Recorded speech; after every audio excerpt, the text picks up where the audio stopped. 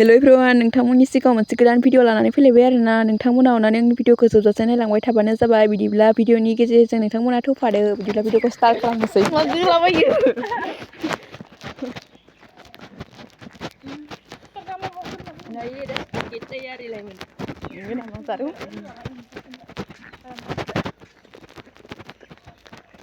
गुरि बिफाङानो बुंजोब्बाय नै थौ जादोंमोन।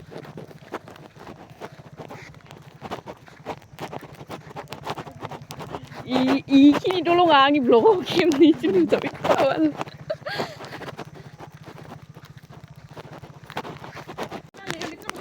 र' लामाखौ खिन्थिना जों गामिनि लामाया बोरै अबस्था।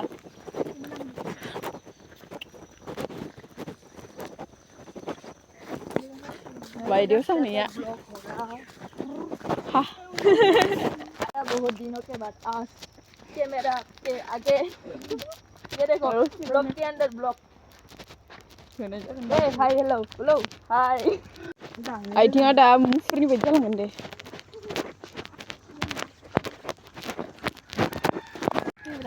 थौ थौ थौ माबार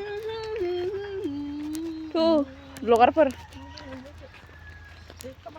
आमबार थौ देत लाजिले आं र' ब्लगार बाबो लाजियो आङो। जालुदो गुरि बिफाङानो बुंजोब्बाय नै थौ जादोंमोन।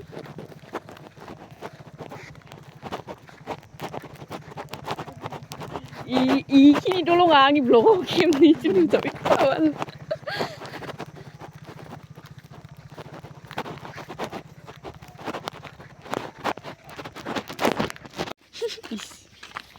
गाँव की रास्ता है फिर भी मुझे नहीं पता है हम कहाँ जाएंगे। वो लोग मुझे किडनैप करके ले जाने वाला है दोस्तों। जों नोंखौ बुथारलांलायगोन हाग्रा गेजेराव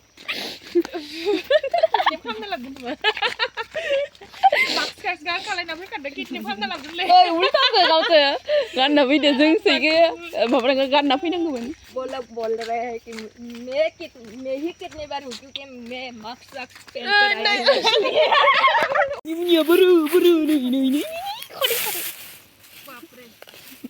मोनखाबाय आरो ना नै हम सीजन का वो मानिमुनि पहली बार हाव रज'मारदो ना दासो हाव रज'मारदों। एखे रज'आखै जोंनिथिं र' बनाओ और जाओ फार्स्टआवनो बाइक खाग्रोना लानानै भिडिअ खालामनांगोन दे।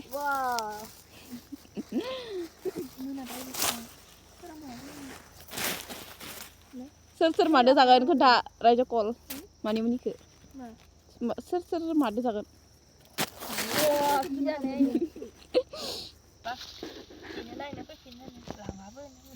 मोनदो ना मोनदो मानिमुनिखौ